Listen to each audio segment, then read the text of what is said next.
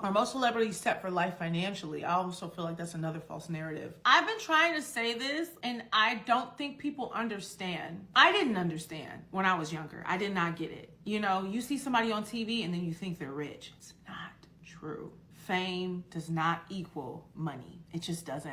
Especially like back in the day, like reality TV stars, we thought they were just rolling in the dough because of like the lifestyle that they put on the shows and everything. And I was like, but that's production. That stuff is being produced out. And that person is just getting paid per episode of the show, which sometimes isn't that much money. Sometimes it is, sometimes it isn't. I think it's not even about giving people grace. I think it's just like, don't conflate those two things because they just don't. They're not the same.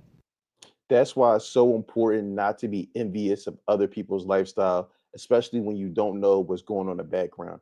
A lot of people equate fame and riches. They think they're one and the same when they're on two totally different spectrums. You could be famous and still be struggling financially.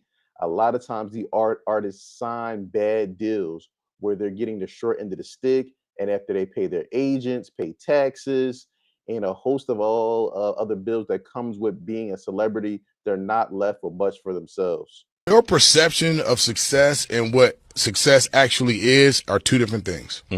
So when we got on MTV, I think the agent that I was with accepted some bullshit ass deal. We didn't know it was going to be what it was. It was like $5,000 an episode. Okay. You know, Yeah. one of them. One of those, yeah. I thought they were going to play.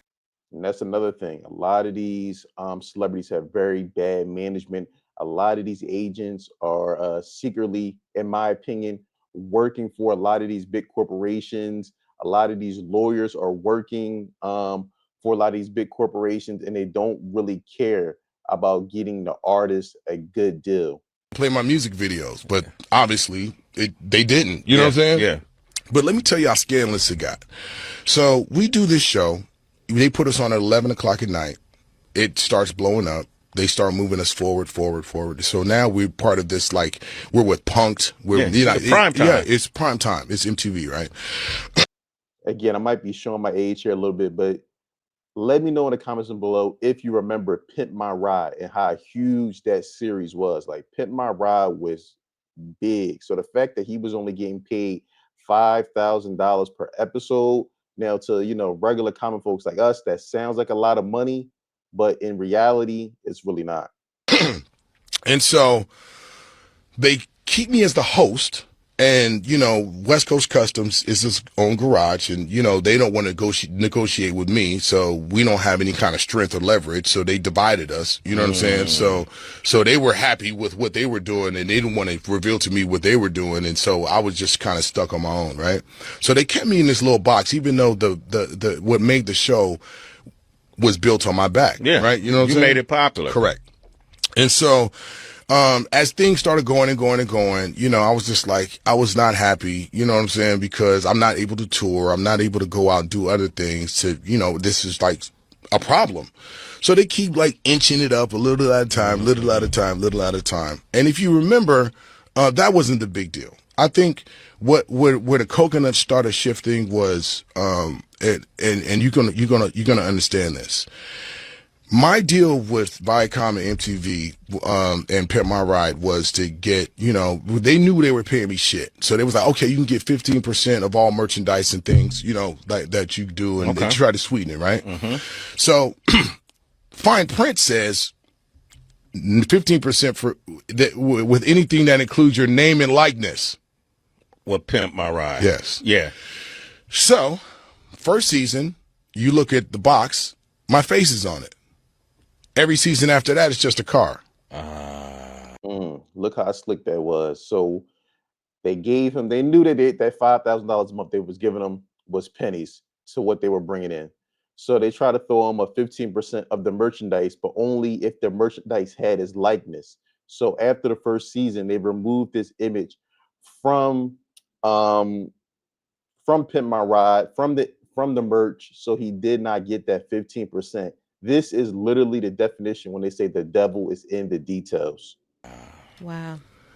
Yo. Yeah, they took it. They took, and then, you know, remember, if in the episodes, that'd be like, after, yo, I'm Mr. X to the Z exhibit, and then they would play one of my songs. Yeah. When they went to syndication around the planet, they edited my music out, so they didn't have to. So they have to Yeah, pay have you. to pay me. Yeah. Yeah. So now I'm looking, and then you know the little Viacom papers they send you, the little thing. Yeah. You see this huge number that just goes all the way across the thing, and it gets down. Then your piece is like That little bitty. $150. Yeah. You know. Yeah. Absolutely insane. I mean, Pimp My Ride was huge. And the fact that that show was still in syndication to this day, and he's letting you know that he's getting checks for only $150, just let you know how scandalous the industry is. And you, again, like I said, a lot of artists get taken advantage of because they don't have the right team. And there's a lot of backdooring. Again, a lot of these managers, agents are working for the corporations because they look at it like this: who's going to get me more money in the long term? I mean, it's devious and messed up, and it shouldn't be like this, but this is the thinking. They know that the corporations are going to be there way longer than the artists. So if I, finesse this artist and and let the corporation get a better deal, there's more than likely they'll work with me in the future. So you literally have lawyers, managers, and agents that are making a livelihood out of screwing artists after artists. Now at 34 is not as fun as it was at 20. I'm mentally drained. I am on stage for 90 minutes alone, nonstop movement, but I'm pretty much in shape, so I'm fine. But man, the mental toll it takes on you, the unfamiliarity, a different bed every night. It's so much stuff outside of the clothes that you bring and hopefully the people around you that it's just brand new every day. And after a while, it gets a bit stressful. And my temperament is Los Angeles, so wide streets, low buildings. You see the sky all the time. A lot of places out here in Europe feels claustrophobic. It's people on the street all the time. It's a lot and it feels heavy. I can't go anywhere without a bunch of security with me. So the stress that I have on my body, because I just cannot get solitude, is a lot. I used to always wonder why you would see artists in their 40s, 50s, and 60s still touring. I mean, you see on Forbes list they're worth billions, hundreds of millions of dollars, and it makes you wonder, like, man, why are these people, still touring? Like, I mean, why you've been doing it for 20, 30 years? But what I come to understand is a lot of these celebrities are living check to check, just like many Americans. Yeah, they may have a Rolls Royce, a Lamborghini, a mansion in the front yard, but a lot of them are struggling and they have to tour because that's the only way they're really able to generate any real revenue, because a lot of them are locked into 10, 20 year record deals where they're really not making any money off the actual music. They don't own the catalogs, they don't own their publishing. So the only way they can really generate income is by going on tour. So essentially what you have is they're just highly paid employees. I think when celebrities get on here and they get a page and they be like trying to go live just like us regular people and be talking about like regular shit like us regular people and have like OOTD like us regular people, I think they be going broke. I think they be seeing their money like dwindle or like look funny and they be like, oh, I need another extra stream of income.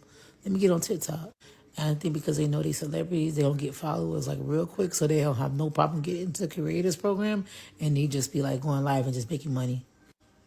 Like, I could be wrong, but I don't really think I am on this one. Like, what y'all think? Like, you think they going broke? Because I swear to God, the day I see Beyonce get on here and get on live, I'm going to say, oh shit, she going broke. Just think about it. I mean, if you had the option of touring, having to go from city to city, state to state, year round, or you could get on TikTok, you could get on Instagram, and literally make money off your image and likeness just by talking to your fans, which one would you choose? I mean, that's why, I don't think in this case, celebrity is doing it necessarily because they're broke, but it's easier money. It's more peace of mind. Again, you could be in the comfort of your own home and stream and make so much money. As we see nowadays, these streamers are making more money than most entertainers, and they're doing it from literally a second bedroom in the house. They're renting out mansions. You see the Casanets, you see the I Show Speeds, you see the Aiden Rosses. These guys are making tons and tons of money literally from their own home. is signed, the label is like a bank. You are on a loan. The money that you get in the deal, you have to pay that money back selling your music. And that $1 million that they give you is typically meant to be spent on making the album, developing the artist. The trade-off is the label puts your music out for the world to hear. It's a distributor, you know, it's a bank. So it's like, hey, we're gonna loan you this money so that you can have these cool clothes, so that you can shoot this cool music video, so you can sell your cool songs, so you can sell tickets to your cool tour. And then when we make our $1 million back, you can have whatever's left on top of that. Some artists barely break even. In most cases, artists never break even, and they know this going in. They know they're going to give you $1 million, which is really just a front. They're fronting you money for your project. Most of these projects will not be able to recoup, and it's done like this by design. Again, they tax things onto your budget. Studios.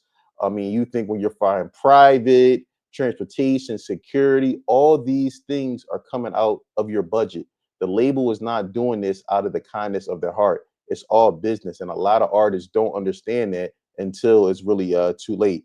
Now we're going to transition into a video here. Just give me 1 second.